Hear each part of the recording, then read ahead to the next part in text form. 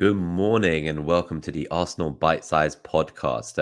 I'm FPL Nima and I'm here with my co-host Clayton at Clayt's AFC on Twitter. We're here to review the 2-2 draw at Anfield.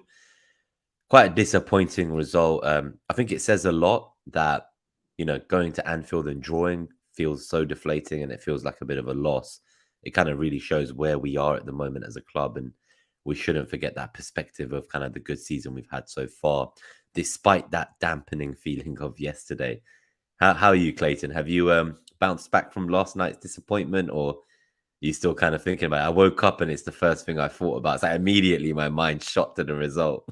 Yeah, it's good to go straight into that, to be fair, because on Twitter I feel like the mood was really split. Like you had half of the people kind of saying, "Well, if you'd offered us a point at Anfield, I'd have taken it, and it's still in our hands." And then I think you got people like, it sounds like yourself and me who are gutted and like deflated, and like obviously like in the grand scheme of the game, we were probably lucky to come away with a point because of like Ramsdale's heroics and missed penalty like that. Yeah, obviously you've seen, like, we'll see the stats later as well, but I think for me it's more what could have been given the game state at 2-0. Like we were in bloody cruise control.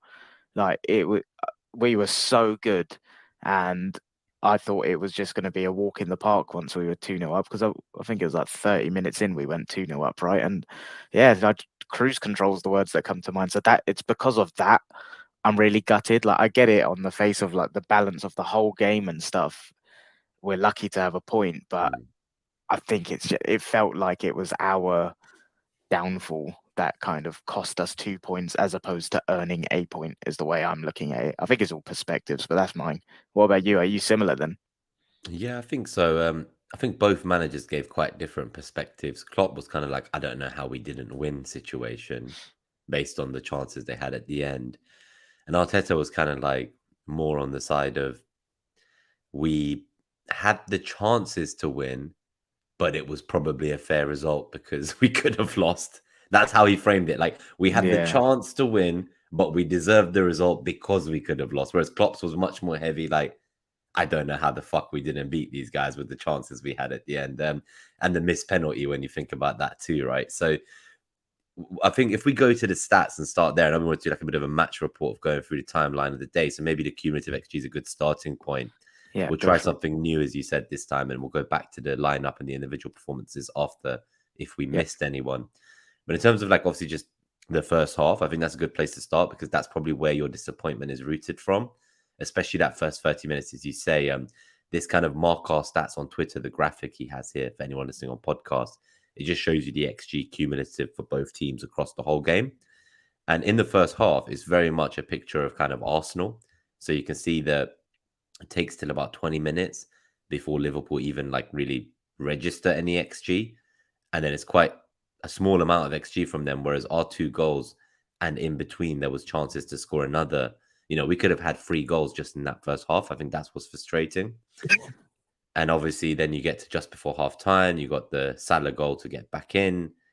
And it becomes a tale of a completely different story in the second half, where you can see that I'd say from about 55 minutes in, it looks like on this graphic, that cumulative XG just It just splits. And then switched. we just kind of stay at the same cumulative XG that we roughly had from 30th minute all the way till the 90th minute. Whereas theirs just keeps climbing and climbing. So the actual numbers, the raw numbers for anyone who can't see the graphic on pod, it ended Ah, with 4.19 for Liverpool versus 1.69 it's more than they cumulative created XG for us. against Man United in that 7-0. Exactly. Like this is I think it's the highest XG they've registered all season. That's not good. That's the thing. I think that's where some of the deflation comes from, but also knowing that like maybe like we were quite fortunate to get the point, as silly as that sounds. No, no, it's not silly. Of course we were. And Like, when you look at absolutely, just the we were fortunate. stats, Yeah. yeah, like when you think like a missed penalty, like, and it's not because the keeper saved it. Like this is the second time in a few weeks that Salah just missed the target on a penalty. Yeah. Like how fortunate were we there? Because that would have been it. That would have been game over right there. But I guess let's go right to the beginning then. So we talked about kind of the timeline, but let's talk about how it started and when we were feeling very optimistic and things were looking good. So quite quickly on Gabriel Those are Martinelli. the days. Yeah, exactly. Who would have thought just 90 minutes could do so much? But yeah, so I think that first goal from Gabriel Martinelli, like I was kind of shocked at his footwork because it kind of felt like it kind of deflected towards him a bit. I know what And you. then he kind of kept control still. It was like almost Yeah, behind him. I felt like he had to like get the ball from behind him, get it into his feet, and then get past two players, and then he kind of just stabbed it home. Like it wasn't like a shot. It was just like I got to yeah, a stab this little and just toe get it poke. past the Yeah. keeper. Yeah. Well, it was such a scrappy goal, wasn't it? Like the actual build up to get to the box was really nice. I think it was either I think Ben White passed it into Saka in that little pocket where he dragged through, and then him and Odegaard had their little distance nailed on like they always do. And like it, yeah, Saka passed it into Odegaard. Odegaard passed it into Van Dijk. Van Dijk passed it to Yeah, Martinelli. exactly. That was really bad defending, wasn't it? It was that proper pinball moment there, like the ball just Yeah. bouncing around the But then you're box. right, like the way he took it in his stride really well, and then it was very scrappy. But like, yeah, the way we arrived there, I thought was really impressive. And yeah, I think what was that like 10 minutes in that got? Well, I can see it on that. Yeah, Yeah, just under, just yeah, less, maybe just under 10 minutes. And like 8 yeah, minutes. Yeah. once we got that goal, it was everything I said in the preview, right? If we can get an early goal, that gives us the platform to then play our football, take the sting out, and like their crowd was non-existent. Like it is really like they're so reliant on Anfield as their 12th man because of footballing wise, like the standard of where they're at this season. And I don't know about you, I didn't feel intimidated at all until like the 41st minute when the goal went in. But yeah, I thought that first goal was really nice, and then it gave us the platform to go and do our thing, which we did. And then to be fair, though, in between that, I can't remember if it was in between the first and second goal or after the second, where Robertson had quite a clear chance, and my heart was in my mouth. Where I think Ben White vacated the space on the right, Robertson got played in by Fabinho, and then he just put it wide. But other than Oh, that that, scared the crap out of me. Yeah, I saw Robbo about to say that. So I think it was just before our second goal. So I yeah, imagine it's around here on the graphic where around maybe probably that kind of jump from 20 minutes where it just suddenly goes up. That must yeah, have been close to the Robertson chance. So um yeah, like he just kind of ghosted into the box behind Ben White, right? And yeah, I was like, oh my God. But his shot just went wide. Like I was scared for my life. But we had a few good moments there as well before our second. So I don't know if you remember Zinchenko had that shot that was tipped over yeah. the bar. So quite a long range effort that was tipped over the bar. And then was it Xhaka or someone? I'm trying to think who it was. Oh no, it was Jesus shot wide. It said, yeah. So Saka gave a deep cross and Jesus shot Uh, I wide as well. I don't know if I'm being harsh. I actually feel like he should have done a bit better there. Like I am being harsh, but I think it's just because you know how good he is technically. Like I get it, it was on the half bounce and the angle was a bit off, but I don't know. Like I can't shake this feeling he could have done better there. Yeah, that's the thing. So that's why I said I felt like we could have been free up, going in at halftime. So it was quite frustrating that obviously those didn't come into anything. Yeah, But after those kind of two chances from us that we didn't get our second goal from, and then obviously the Robertson one where he didn't score from, then it then did swing back in our favor where Jesus did what we thought he would do, right? He rose on Easter Sunday. yeah, It's a shame we didn't get 3 points out of it, but he rose on Easter Sunday. We called it, right? But again, just there, I just want to like praise Martinelli because that delivery from him and the that pace was to get down phenomenal. the wing. I felt if we were going to get anything from this game, it was all coming from him. Like Yeah, every time there was a chance on the break, and I'm sure when we get to the end of the match, we'll talk about the opportunity at the end that was quite frustrating as well, where it was literally the injury time, or maybe that if that I one pass know. had gone into the right place, maybe we could have stolen it there and really pissed off Klopp and his boys. But yeah, generally it felt like all the good, positive kind of momentum was going to come through that flank through Martinelli. He just likes playing Liverpool, I think. Goal Yeah, and assist this time, quick off the mark last time. He it's really funny. loves playing them. Yeah, because like, I always say there's certain teams that don't suit us more than others, and like the chaos transition type teams, in my opinion, are the ones we still like. We're a lot better, but we still are a little bit vulnerable against. But they're the teams that suit Martinelli like a glove. Like he just thrives in that environment, and I think it's because he's quite. When I say erratic, it's not a criticism. It's just like he's not the most aesthetically pleasing on the eye with the way he dribbles and right. He is a little bit. I It's a don't know how lot to of describe. bursts. Yeah. We've So said it, like when he dribbles, it's very direct. Like you don't kind of see him doing like any tricks, but he just always gets past his man through sheer power almost. Like he just yeah, blows but yeah, past them. he always rises to the occasion in these games, and yeah, you just felt like every time we were going forward, and especially when it was on his side, something was going to happen. It's And just then yeah, like, exciting, yeah. Like watching and him drive forward with the ball, like it just like I just kind of knew something was gonna happen, yeah. And then like obviously that delivery, that yeah, was incredible. You know, like Jesus, you were the one who was telling me like when he was injured, I was saying like we needed like a target man, like a plan B, someone to sub on, like a Calvert Lewin. You were kind of like you felt that Jesus has got kind of those headed goals in his locker, and maybe we underestimated it when he signed because we thought because of his height, maybe he's not going to yeah. compete for those headers, right? But he's there competing for them against the likes of Van Dijk. So Yeah, that's why I always look at it as like it's movement and intelligence more than just height, personally. Like, yeah, someone like Peter Crouch, who was one of the worst headers of the ball around, and he was one of the tallest. So that's what I don't know. I always think of like people like you remember Javier Hernandez at Man United. Like he was, in my opinion, one of the best headers around, and he was a midget. yeah, I So yeah, remember him. Yeah, yeah, but that's yeah, true. but that second goal was beautiful, wasn't it? I think again it was the way he timed his running behind. Xhaka played the ball over the top. He waited for his moment. Jesus' movement was absolutely brilliant. The way he peeled off into that blind spot, and it was a really weird one because as it felt really. I don't know if you felt it. It felt really slow as it was going in. I was like, has he missed? And then I was like, oh shit, it's in. Yeah, I wasn't sure it went into the net. Like there was just like a moment where I was almost like just stopped in time. It was like slow motion. I was Yeah, confused. I think because the delivery came in so well, and then it was just like this really light, nice, accurate head straight into the net. Like, 'cause it was part a of me just great kind of felt like finish. the goalkeeper was going to get it. It's that kind of thing. It's like he just got the exact precision on it to like beat Yeah, Allison. And we know Allison's been great this season, and he's actually, I think we were saying in the preview, he's like prevented so many goals for I Liverpool know. this season alone.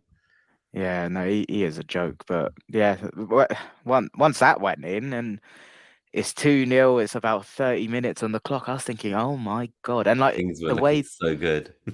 the flow of the game as well, like we were playing some ridiculous football. Like some of the passages of play were like every passing week, I feel like this team improves and keeps reminding me how good we are. Like I know how good we are, but it's like each week there's another percentage on how good we're getting. And that's the kind of feelings I had. I couldn't, it felt like Spurs away again. It felt Mhm. like Chelsea away. It felt like Brentford. It felt like Fulham. It just felt like another away game. And And we we've were able just to come play here. our own game. Yeah. Yeah. And that's why I'm so down about how it ended because, well, is that the next I think thing? that's Is that kind the of yeah, next because I guess the next is thing before just going into half time, and we always felt that yeah. I think one thing I do was that even though we were doing so well and it had like the kind of reminiscence of those other matches away from home, I did feel that they were a constant. Like it always felt like they could be a constant threat on the counter. So like yeah. there was even at 2-0, I always felt a bit nervous. So the game then started to kind of descend into a bit of ferociousness. I think we saw Xhaka got booked. I think Ben White got booked. So then these bookings started coming out. A lot of arguing started to take Yeah. place. People were feeling worked up all over the pitch. And I just felt that first goal we conceded to them before half time, it was just not great. Like the ball just kind of like So fell in the box to Salah and then he just like tucked it home. so before we get into that incident, you make a good point. I forgot about that. Ben White's booking, in my opinion, has gone completely under the radar, but that completely changed a big dynamic for us, in my opinion, because he then like his strengths are his like front-footed bullishness, aggressive defending, and like I know we sometimes no, we don't criticize Holding for the same, but like Ben White is very good at it, and he doesn't really judge things wrong, but that completely changed his game, and we didn't have like Mm. a Tomiyasu that we could bring on yesterday, and I think that's why we started to see we were getting exposed in that channel quite a lot because he was on a booking. He had to be careful, right? But I so think it yeah, was I'm like glad. his first challenge as well. Like it was just kind of like one of those situations where like of course we had to get booked on the first dirty Yeah, challenge we make. but like if you look at that goal, they actually broke down that side, and the Robertson chance came from that side after his Mm. booking. Like I feel like those things were playing on my mind quite a lot. But yeah, on to the actual goal. What? So the elephant in the room. What's your take on the incident, and do you think it was Granit Xhaka awakening the crowd. Like, yeah, what's your thoughts on everything that happened? Yes, I tried to watch it back, the replay a few times. It doesn't look like there's much in it. I think he's like that in most games. So it's like I think he behaves like that regardless if he's playing in his like garden with his kids or playing at Anfield. Like I just think that's how he plays football. So I can't really criticize him when so many other times that attitude won us games. I think it's a bit of a lazy narrative to say that Xhaka arguing with Trent led to the crowd making them win. Like Yeah, I think there was a lot of shit we could have done better in the second half. And like put it this way, right? Like it was still 2-0 then, right? Was it? It was still. It was before the goal, right? So I'm thinking, like, if we'd scored one of those other chances and gone to 3-0, that crowd would not have been livened up. That yeah, would be the end of that. So I think it's their goal that brought them back to life, if I'm yeah. perfectly honest. I don't think That's it's well the said. Xhaka argument with Trent, in my opinion. Now, some people say he's hot headed and shouldn't have done it, but it is what it is, right? Like, we can't undo that. I still think that letting them score in the way they did, that was what brought them back in. Had we gone in at halftime at 2-0, I don't see us losing that game. No, Them that's going into the really dressing room at 2-1, that's what made everything change. And then we were on the back foot from there on in, like holding on for dear life. When what served us well this season is not holding on, right? It's going for the kill, getting more. And it just felt in the second half, we were just, and you can see here from the cumulative XG, we just tried to hold on for an entire half. Like yeah. we did not. And part of that holding on may be some of those bookings, as you say. Like we couldn't be as front footed with the challenges when the possession from like White further up the pitch. And then the subs will come to them. But it's just it was painful the way it went, but I still think it's that first goal, that letting them in with that kind of scrappy goal like that. That I think that's what riled up the crowd. And That's exactly where I'm at. Like, yeah, I mean, even if you like, for people that think otherwise, I'm not gonna like. Everyone's entitled to their opinion, but my personal one is same as you. I just think, like, so there's a really good clip doing the rounds. I don't know if you've seen it, where someone has just cut that few minutes incident, and Anfield was as silent as it was in the whole first half. Like, it didn't roll the crowd up. It was there just, was nothing happening. Yeah, yeah, it was just a, in my opinion, it was just a pure coincidence and really bad defending from us that they went and conceded. And like you just said, it was that goal that got them back in it. It was that goal that gave them belief. It was that goal that like lit a rocket in their fan base. It wasn't the incident. Like contrary to like last season, it was that incident. That incident you could with those see and feel and coaches, like you hear. could see the cauldron start in Yeah. that. Like It, everyone started to get riled up after that little yeah. It crap. wasn't that yesterday at all. Like when that like on yeah, I need to find that clip and like retweet But it the for my actual pod. video as well, it's all a bit crazy because like it it's like kind of Trent comes and harasses him, and then he obviously gets riled up. But then I rewatch it, and it kind of like he But I kind of don't think elbows Xhaka Trent got on the way riled. past. I But as don't in, think Xhaka got riled up. I think he but just like I the think it way was I. Trent who was riled up, and Xhaka Oh, just was sorry. like, sorry, I mean, as Yeah. in, like, so Trent was riled up, I think, because when I watched it back, I think Xhaka elbows him, and then he comes to try and have a go at Xhaka, and then Xhaka's like, well, no, I'm not letting you talk to me like that. And then they just like squared up, right? So Yeah. it was just a bit of shithousery from both of them, I think, to be honest. Yeah, that yeah, that's how I see it. I think like Xhaka was in the wrong for how he started it, but I think the way it escalated, like he didn't, yeah, okay, he elbowed him in the back, but then he got shoved. Like, what's he gonna do? Of course, like he just stood there, he stood his ground, he didn't do anything, he didn't retaliate. If anything, I think Trent actually pushed his head forward, and I feel like that's been completely overlooked. I actually think on another day, people are looking at that as like, oh, is that a headbutt? Yeah, Like like Trent got genuinely. triggered. He did get triggered. But yeah, I'm with you. I think Jack has been scapegoated so badly on that, in my opinion. And People are like just you say, looking for someone to put under the bus. It's yeah, it's crazy when you think about, like, so I know people are deflated, so am I, but like we just won 7 games and then a draw feels like a loss at a stadium we've not won at since 2011. Like every time we've gone there since the last win has been a loss. I don't even think there was a draw apart from today. The only draw was a 0-0 when we played there in the cup with 10 men and stayed like in the game holding on for dear life last year in the Carabao Cup or whatever it was. It's just it is what it is. Like I looked at the other teams who went there. City lost, Spurs lost, Newcastle lost, everyone fucking lost. Like I think Liverpool, I'm pretty sure when Martinelli scored, it was the first goal that Liverpool have conceded at Anfield this year. And we're in April. So from January to April, that was the first goal Liverpool conceded at home, I think. wait, what? Really? At Bloody hell. Anfield. Yeah, and this is Yeah. what I mean. Like when I read that, some guy was arguing, saying, "No, they conceded against this team and that team." And someone goes, "Yeah, bro, that was 2022." They go, "Sorry, I read this year as this season." I'm like, "Well, get in the fucking bin, mate." Trying to ruin a good obscure stat for the sake of it, but yeah. So I think it's just it is frustrating, right? But like we got to remember, I know a lot of the bookies and stuff. There's a bit of a tangent from the match report, but the bookies and stuff like the favorites have swung back to City now, and like it's all in their hands, but it's also all in our hands.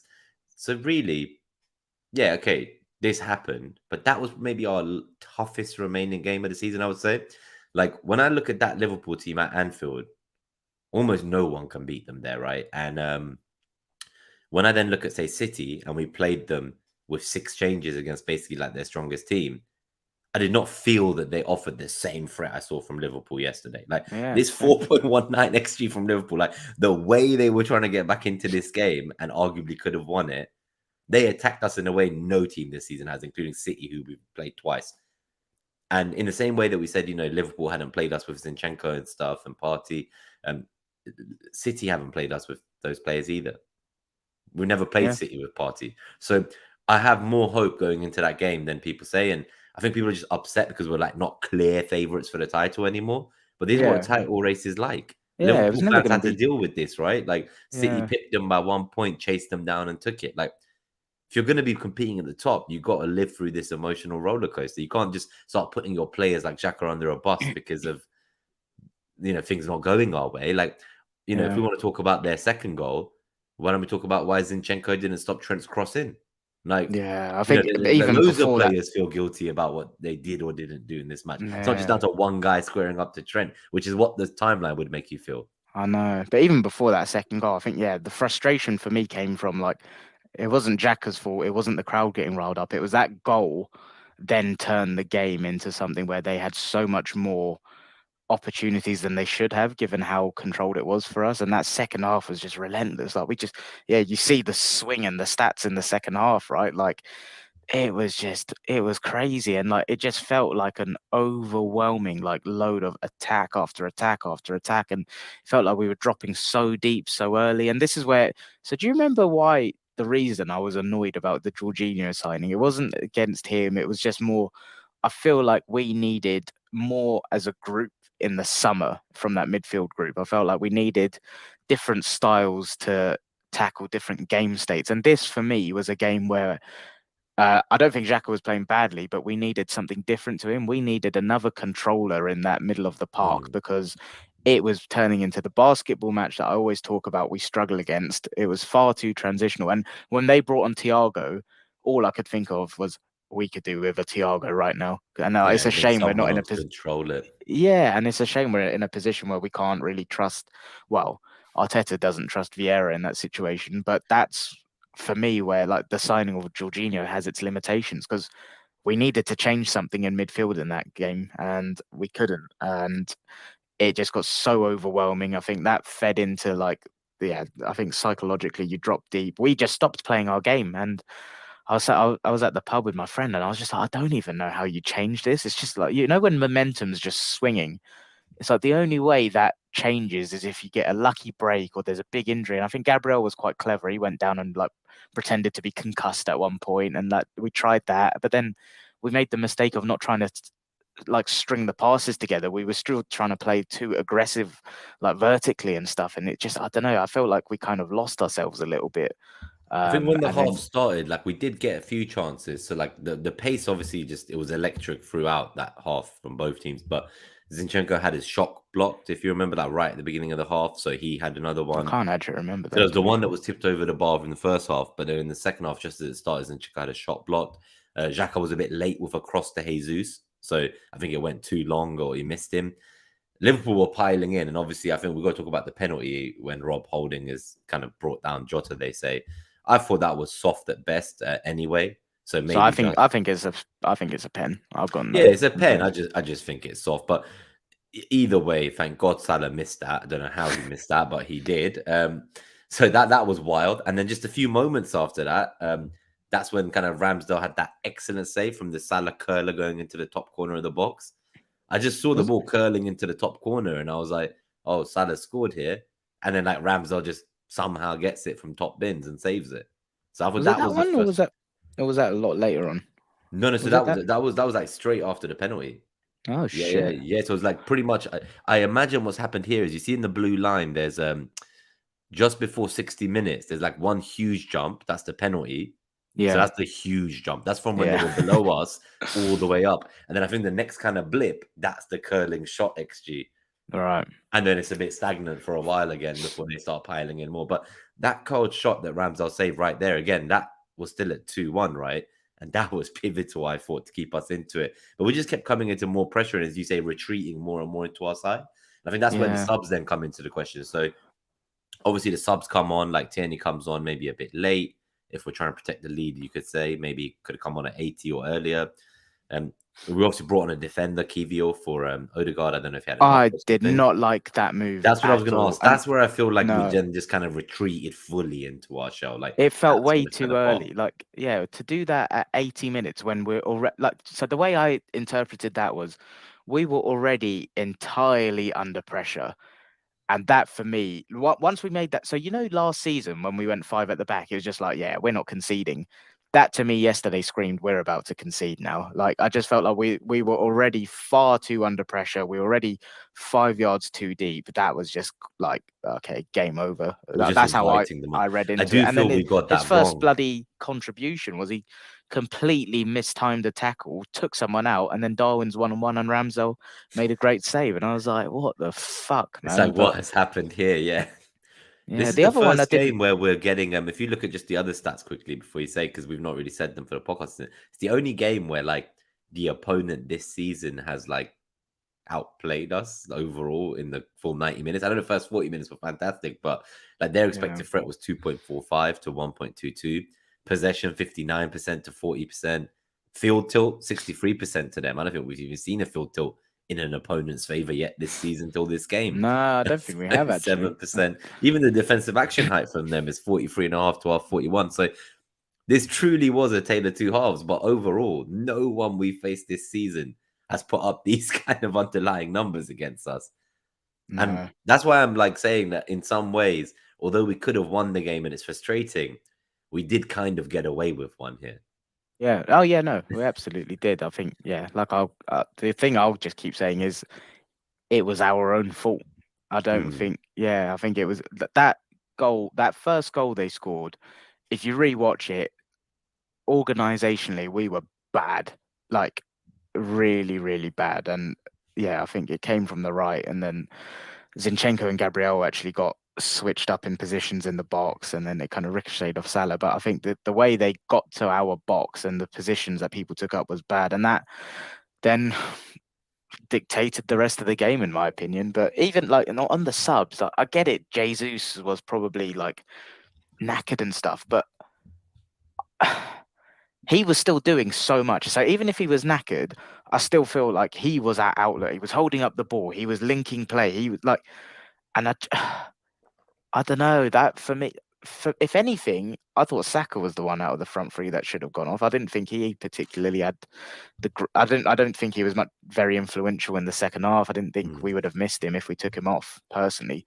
But I get it from like a sports science perspective if Jesus was flagging, but on the eye, I didn't think he was, if I'm being completely honest. So I do think we got the subs wrong this game. Me It too, is very yeah. frustrating. And it happens, right? Like it just kind of a few things start to go wrong for us. Now, just before we go to there, kind of even before, I think there was a chance for us to get the third goal well before injury time. So do you remember there was that the period header, where right? yeah, so there's two of them. So there's the first one for me was, did you see the one where there was a break and Martinelli's cross was cut out just before Saka? And this is not the one on the Yeah. end. This is like well I think earlier. Robertson was like sliding back or something. And he Yeah. just got in before Saka received that ball. So there was a chance there where we could have broken under Saka. And then when we get to the last 10 minutes where the subs happened, as you And then say, Saka did another one, didn't he? Where he was like in between two defenders and he just turned and then he tried to cut it back, but like it was just Trossard then, no one else. But yeah, I saw that where he like I thought he was trying to leave the that box skill with the was ball, and then unreal. he cut back and went into the box. That was nice. But then, as you say, so I think the last 10 minutes there was the huge save from Ramsdale and Nunes, as you said. But I think we've got to talk about their goal now, even though I've tried to avoid it for as long as I could. So obviously, like there was a big cross from Trent to Firmino, who gets in at the post. So Firmino loves scoring against us. I think before that goal, he had 10 goals against Arsenal. Was it 10? Wow. And I think there was only one other Liverpool player who's ever scored more than him, and it was 12. So now he's on 11. It's like when he subbed on and I saw them put up on the screen, like Roberto Firmino, 10 goals against Arsenal, second most from any Liverpool player in their history. I was like, oh, fuck, here we go again. I was like, well, this is not what I want to see. Pain. But yeah, on that one, I did think this is just before Zinchenko was subbed as well. I did think, obviously, he was with Trent and he didn't quite manage to block him, which it's a bit frustrating. And you can tell from Zinchenko's own reactions when he was on the bench after that, like he almost felt at blame for it. But the team are in it together, right? Win or lose, we're together. But I think he looked deflated because for him, he probably like is quite, what's the word, critical of himself.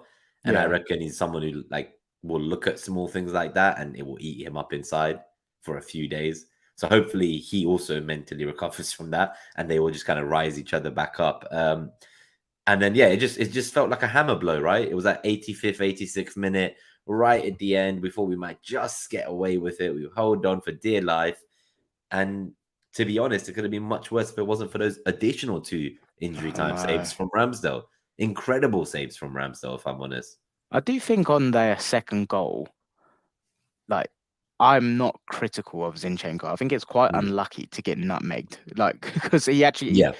He stood him up, and like as a defender, that's all you do. Like he didn't twist and turn him. Like it was a nutmeg, and I do think that's just unfortunate, isn't it? Yeah, like but I can see it would eat you up inside, right? If of course, one time you get nutmegged, it leads to the assist. Like I guess what I'm trying to say is I'm not convinced Tierney being on the pitch stops that because it's not, in my opinion, just 1v1 defending. Like, I know that sounds so stupid because they're 1v1 and he nutmegged him, but a nutmeg, in my opinion, is sometimes a fluke. Like, whereas I'd understand if he was twisting and turning him or Zinchenko got dragged out of position, but he wasn't. He was in the right place. He was stood up and he got megged. So I think it was personally really unfortunate. So the subs for me, I personally didn't think we were screaming or needing Tierney personally.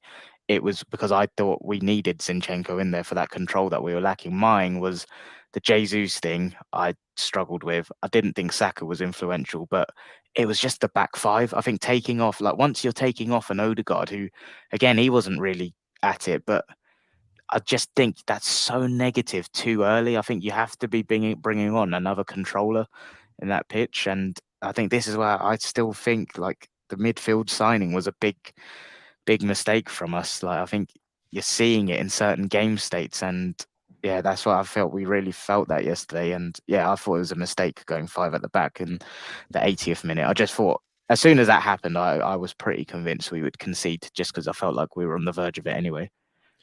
Yeah, so I think we've done a good job like going through the key events of the match. The one that you did bring up and I've just kind of glossed over as well is, again, there seemed to be that moment where Gabriel had his header from the set piece.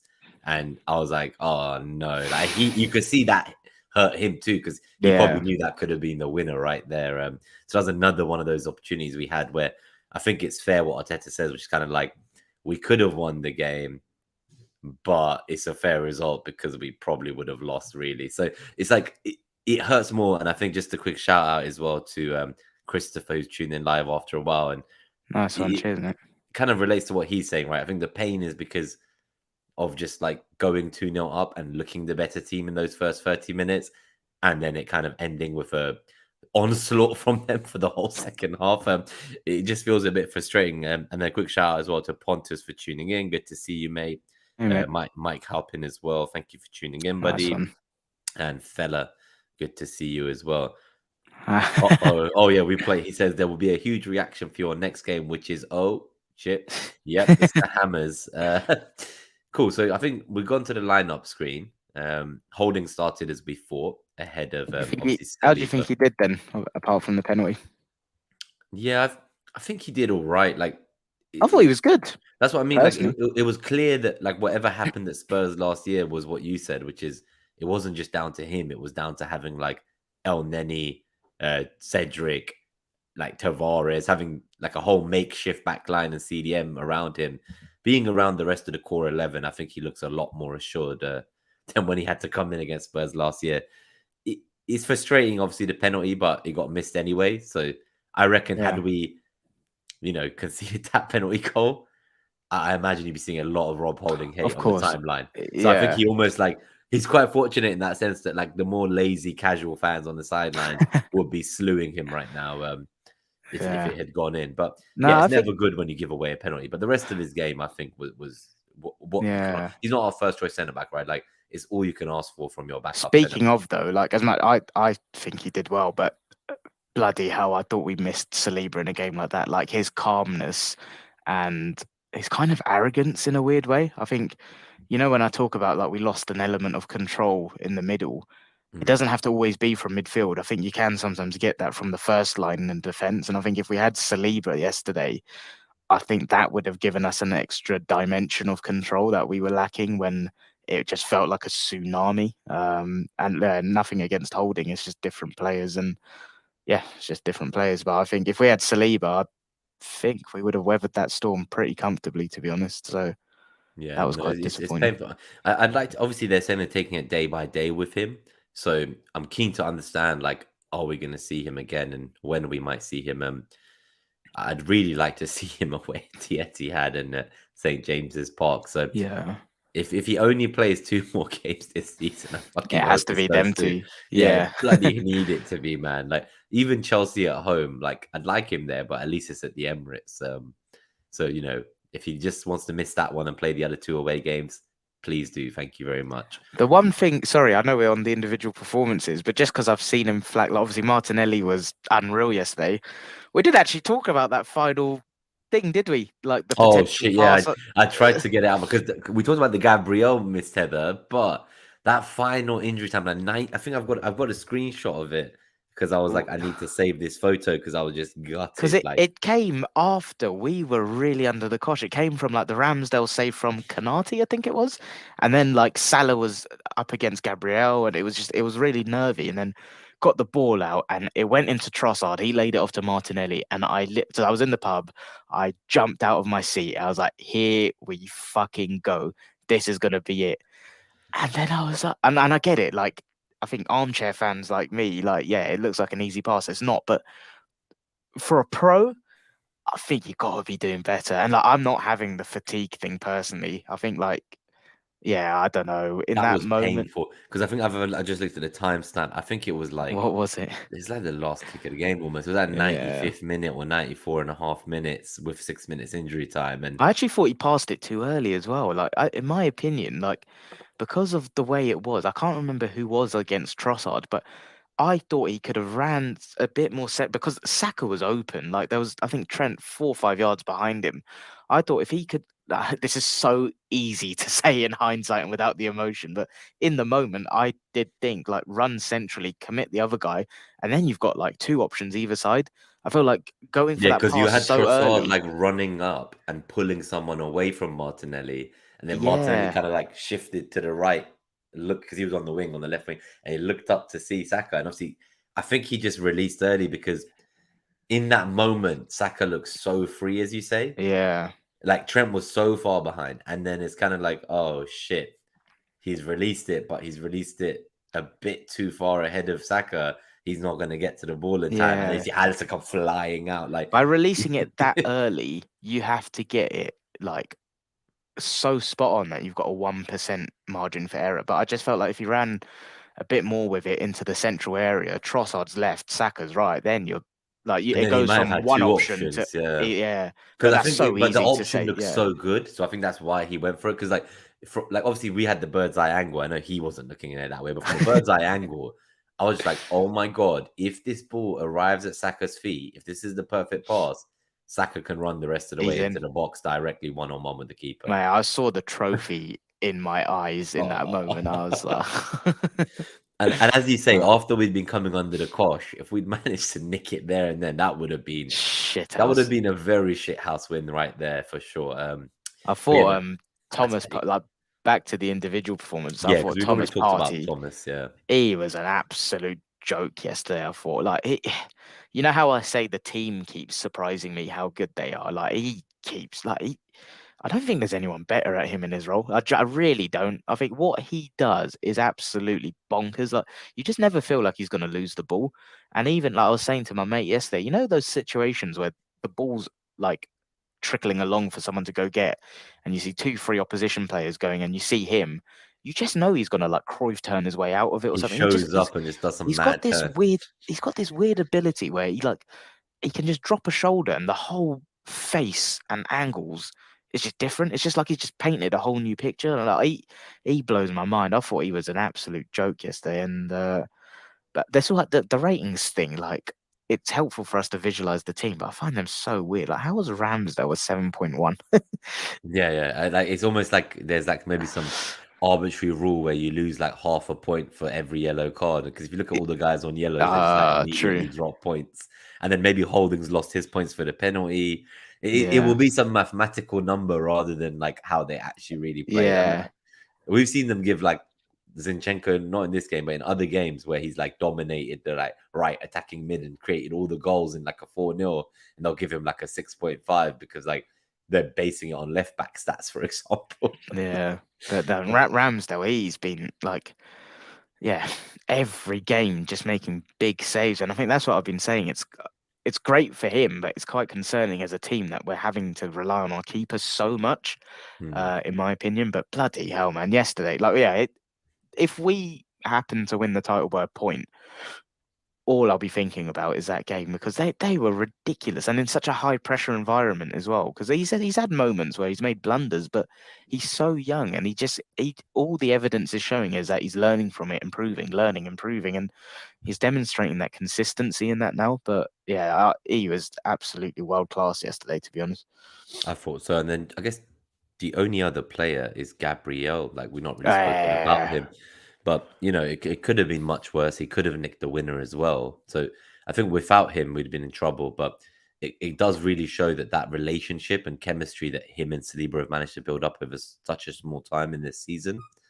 I honestly think, like, as a centre back pairing, we're so privileged to have two guys who are not even close to hitting their prime age yet for a centre back. And Gabriel's been the best centre back in the league this season, in my opinion. And like he had the 2-3 match spell where he made a few individual mistakes, and I like called them out because I think you're allowed to criticize a player when they make a mistake without you thinking they're a bad player, if that makes sense. But he's just been a joke. Like he's what he does, like, we've said this all the time. He essentially covers the whole of the left-hand side on his own.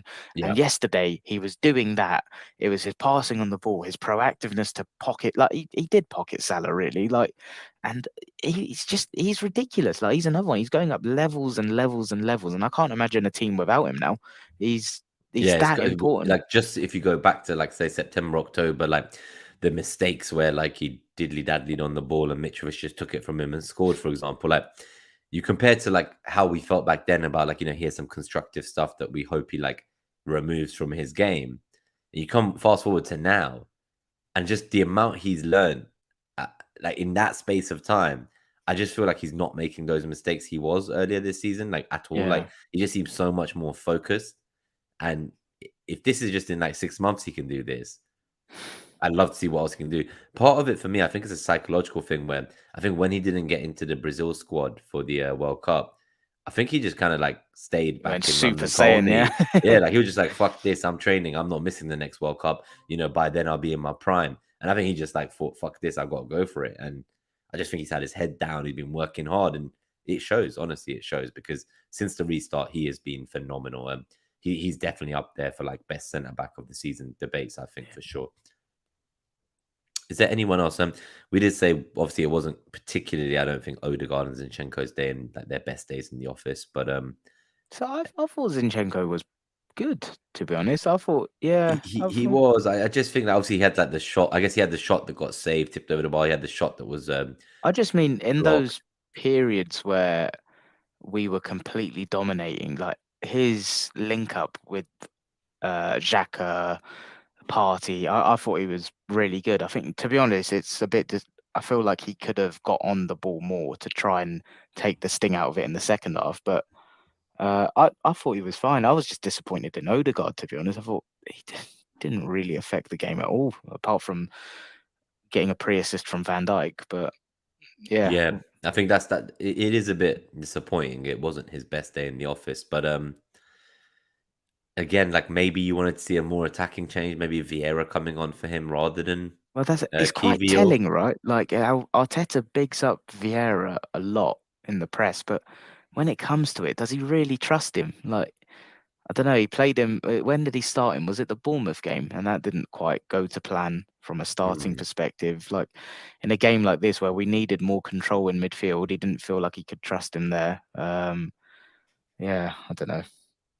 Yeah, just a quick shout out as well to Ray Anderson, first time tuning in live. Good to see you, buddy. Morning. Nice one. Thanks, man. Yeah, Happy seen him Easter. commenting before. So yeah, nice to see you live. Yeah, it's good to see you.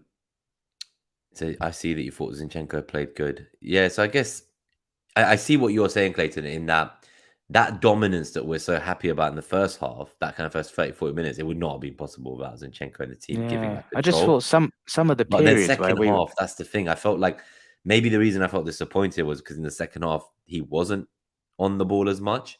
So then like it was limited his chance to really do anything for us because he wasn't doing much on the ball in the second half. But and at that point, that's where I'm kind of thinking if we're hanging on for our life anyway, would it not have been better to just bring on Tierney a bit earlier? Because again, Yeah, I that's the see. bit like obviously in the first half, like Tierney would not have done what Zinchenko did to help us dominate like that and get those 2 goals. But afterwards, when we're like hanging on for literal dear life, I just think like could he have even left Zinchenko on and just done And put Tierney? Tierney as well. Yeah, could he just done Tierney for Odegaard and not brought on Kiwior at all? Like, I wouldn't have minded that. Yeah. see, that might have been better because then you got Tierney there as an extra defender to help, but you're not just kind of like losing that option of having Zinchenko control the midfield, which I don't think he really had much opportunity to do on the ball, as you say in the second half. But it's good to see you, Ray. We did talk a lot about the stats, so we've already kind of done this section of the show. We're really just kind of getting to the Q&A now. So if anyone's got any questions, do let us know, and we'll kind of chat a bit more about the game now for the next few minutes. But hopefully, if you've got any questions to get in, we'd love to answer them before we go. But yeah, Ray, How are you? definitely do check out the start of the show as well, because we spent quite a lot of time doing like the beginning. We looked at the actual match report and we looked at like the cumulative XG that Liverpool kind of, as we see here, just after halftime, it kind of fully flipped in their favor. And there was a lot of chat about different players. And I think there was some big positives, especially from the front line. But I think you've just joined in at the time when we're like at our most depressed. Yeah. We're We're just like, not usually this down. yeah. Like this is just like the one part of the episode where we're down. There was definitely some positives to take from yesterday. I think we're still a bit deflated by the nature of going 2-0 up and kind of doing so well for the first 30, 40 minutes and then just seeing it get undone. It really does hurt. But please do let us know if you guys have any questions. In the meantime, is there any other things you want to say about the team, the players, anyone from the lineup that we've not discussed, or subs? I guess we've even discussed the subs, right? No, I think we've covered it. Well, I guess just one more question from me is, yeah, how are you feeling in the context of the title race after it? Seen a lot of people say Mm. like, oh, they think it's probably the end of it now, and like, yeah, I don't know. Some people have said, yeah, they think we fucked it and stuff. But what are you thinking? Yeah, I do think like it's crazy that the bookies odds have swung so quickly into City's favor, but I think partly it's because they have better odds at home against us in that match. And that one match alone is what swung it in their favor because before, if they'd won all their games, including against us, and then we'd won all our games, they still wouldn't win the title. Now, if they win all their games, they would win the title because our buffer's gone. So I see it as we had a buffer, right? And we knew we'd probably need this buffer. We've lost that buffer now. And Yeah, so I think up until we face them, we have 2 games, 2 very important games. West Ham and Southampton. That's all I'm thinking about. There is no point even talking about the title if we don't win those 2 games. So we have to win those 2 games. We've got to expect the City will not drop any points. If they do, that's a blessing, but just expect they don't. And once those 2 games are done, because we're going to play 2 games before we face City, and they're only playing 1, right? They're just playing I Leicester, and then didn't it's the think about it. semi-final. So they got 1 game, we've got 2. Play the 2 games, get the points on the board, go to the Etihad, and don't lose. That's the way I see Yeah, it. It's yeah, not yeah, about even winning there anymore. It's you don't lose at the Etihad, and then we can win the title. yeah.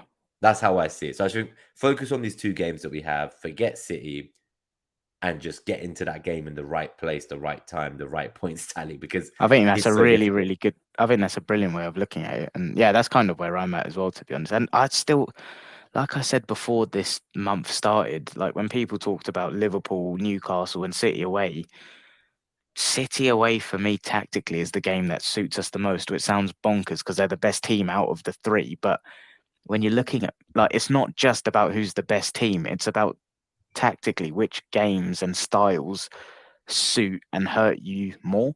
And we're susceptible and vulnerable to transitional, chaotic teams. Like when there's control in a game, that's where we thrive. And I do think against City, like you said earlier in the cup, like I know they were in a different phase back then, but in the cup they rotated 5, 6 players, and we more than held.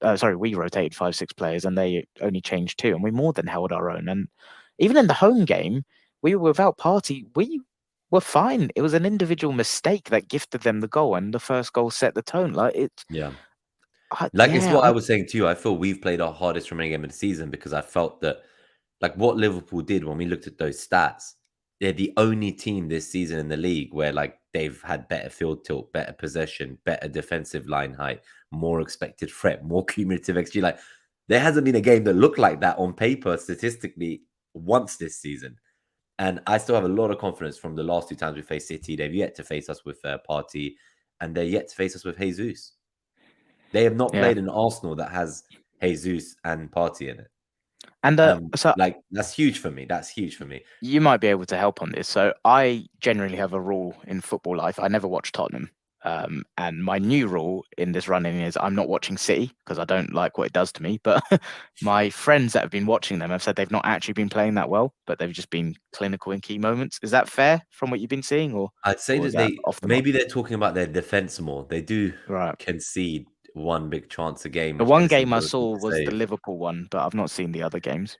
Yeah, so I would say like I think they're just lying to themselves. I would say that what we did for the 40 minutes there as a title winning squad, you'd want to be able to do that like for 80, 90 minutes against the big teams the whole season through. And I feel City have it in them to do that for 80 minutes. We did it for Right. 40 against Liverpool at Anfield. City can do Sure. it for 90, I think. Now, obviously, maybe it's because they've just seemed to have come. Like, but I felt that when they played against Liverpool, that was the best performance I've seen from City this season. So I almost feel like they've come into top gear at the bad time for us, but they're about to enter some cup semi-finals. I pray they knock out Bayern and go all the way and have to do like Yeah. UCL semis, before the end of the We season. really need them to go through.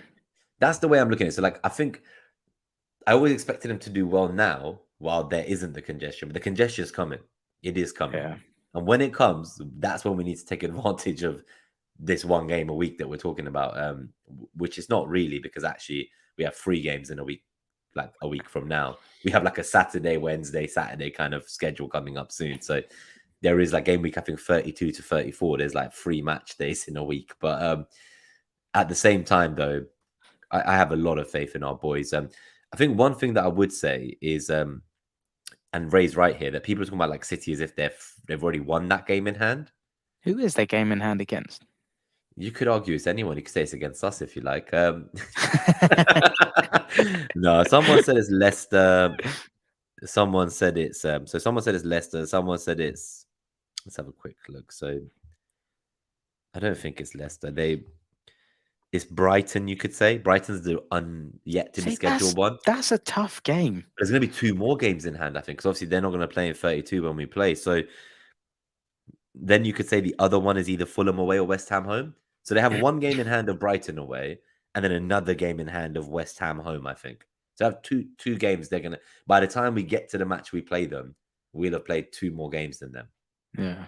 and those are the 2 Yeah. games. I think. Like I really liked the way you summed it up. Just we've got 2 games to their 1. West Ham and Southampton. Just get 6 points on the board. Go to City. Don't lose. And I feel quietly confident about going to their place anyway, to be honest. But I like the way you framed it. I think that's the best way to just think about it. Just take it in a little chunk. Yeah, no, I think so. And then just to see a few more comments in the chat before we go, so we'll just reply to some of you guys. So I think the main things we were saying, Ray, is that when you watch it back, obviously it's a bit early in the morning. I appreciate it's 4, nearly 5 a.m. in Jamaica, but Oh damn! Yeah, Oh, yeah, thank you for yeah. tuning. Thank you for tuning in, buddy. But yeah, I think when you do watch back, you'll see that what Clayton talks about is that obviously, like if Zinchenko was in the wrong place or he'd been dragged 5 yards in the wrong direction, like that's all one thing. But when he was with Trent, he was in the right place. He stood him up. He kind of ran him down the line, and he got nutmegged right for the delivery and that got the assist for Firmino. And just sometimes you just can't do anything about that. Like it's just like it's a very unfortunate moment. It will be eating Zinchenko up inside, but it's not like a huge mistake, like he was in the wrong place or did a dirty challenge and like cost a penalty or like it's just unfortunate. He got nutmegged. So I think a lot of people on the timeline they're just very easily finding a scapegoat, whether it's Xhaka for riling up the the fans they're saying or Zinchenko for getting nutmegged. We just won 7 games in a row and a draw felt like a defeat. And I think people are just looking for scapegoats. And we're at the very beginning of this journey and this trajectory in this squad for the years to come. And at the first immediate hurdle we have in like 8 fixtures, people are already willing to put our players under the bus that got us here. So I'm not down to insult our players, even if they did absolutely shite. Like I would not be sitting here insulting the players that got us here and gave us all these memories on the way and have us believing and dreaming that a title is possible after all these decades. And then just Pontus said as well, so it's far from over, even if we lose to City. City still need to win their game in hand and they have a tight schedule. They can't afford to slip up. So I think that there will be hopefully another game or two that one of the teams will do us a favor and take some points from them. I still think they'll drop points unexpectedly. You remember, like I know they're in a better rhythm now, but you remember against like Everton, Brentford, like they've got that in them, in my opinion. And like you shouldn't. I think just don't waste your headspace on them. Just focus on us. But yeah, I still think there's something there. There's another couple twists and turns to come. There's going to be a lot. Like I know on paper it's only 8 games, but it's going to be like a lifetime. It's going to feel like I'm going to lose like another 2 years of my life expectancy from the stress and anxiety. So I think Ray probably agrees with us that if we don't lose at City, then we will probably win the league. I think that's the way I'm looking at it is don't lose that game. Just make sure whatever happens, we don't lose it. And I don't think they'll have enough to catch us assuming they go through to the semi-finals of the UCL, that is. If they get knocked out by Bayern, I'm going to be pretty fucking worried. Yeah. Suddenly, all their focus will shift. And then wasn't the Firmino goal practically the same as Jesus? Yes, I think Martinelli obviously whipped in this great ball for Jesus' header, but with Firmino, I think the thing is that like Zinchenko got nutmegged, right? So it just makes it look worse. But yeah, and I think I have no qualms about the second goal they scored. They were coming, they were relentless, they were hammering that door down for so long, and it would have been worse without Ramsdale. It's the first goal I think we're frustrated by because that's what turned the tide. We felt Ray, like the crowd was kind of dead before that, and then we just kind of let them score this scrappy goal where the ball fell to Salah and he just tucked it in, and it was just poor organization. I think, right? We said from our side. So I'm more annoyed about the first goal than like Firmino's goal. Like it's what he does. He scores against Arsenal. It was his 11th goal against Arsenal. Like, and if you look, like we were so pinned back, like we were so deep. It felt there was an inevitability about them getting a second, to be honest. And it's just frustrating because, we don't let that scrappy goal in the first 30, 40 minutes, whatever it was. Like, I think I said it 2-0 at half time. I don't think we go on to, drop points in that game. There was opportunities to score a third either side of half time. There was, multiple opportunities right at the end to somehow go against the run of play and either get the Gabriel header or get that release from Martinelli to Saka a bit more precise. It's just, we probably in the grand scheme of things only deserve the point. Like we could have easily lost that game, but seeing how well we did away at Anfield, that's what makes it hurt because after 30, 40 minutes, it felt like they had no way back into the game. So it's what you said. It almost feels like it's self-inflicted harm there. Like we brought that onto ourselves. Yeah. But yeah, so I think it's as good a review as we're going to get. I think we've managed to go from like the doom and gloom at the start of the episode to we seem a bit more pumped up and excited. And I think it's thanks to some of the, the guys in the chat as well. Like I think we all are putting that disappointment behind and just focus on the games ahead. It's not over yet. Like there's going to be more twists and turns, as Clayton said. I think for now, that's kind of a good enough review. We will come back for a preview of the next game. It's going to be a huge game, obviously, now. is it West Ham away? West Ham away next Sunday. Yeah. Yep. So that's going to be huge. I'm going to see if I can get to that game, but we'll see. I might have to go to the home end and not wear a jersey, but that. let's see. I don't know if I've been told that I'm only allowed if I can control myself. So I think I'll get beaten up by all the West Ham fans if I accidentally celebrate an Arsenal goal. So let's see if I value my life more than being at the stadium to see it live. All right. Well, lovely to see you all in the chat. I hope you have a lovely rest of your Easter Monday. If you're celebrating as well, have a blessed Easter. We will be back. If you enjoyed the episode, if you found it entertaining, if we made you laugh, please hit that like button. I think it's the first and only time I've plugged it right at the end. So if you've been here throughout the show, we appreciate the support. But otherwise, up the Arsenal. Let's bounce back from this and let's go again against West Ham, and we'll tweet out the timing for the preview show. Nice one. Onwards and upwards. Up the Arsenal. Up the Arsenal. Come on, guys. We're still in this.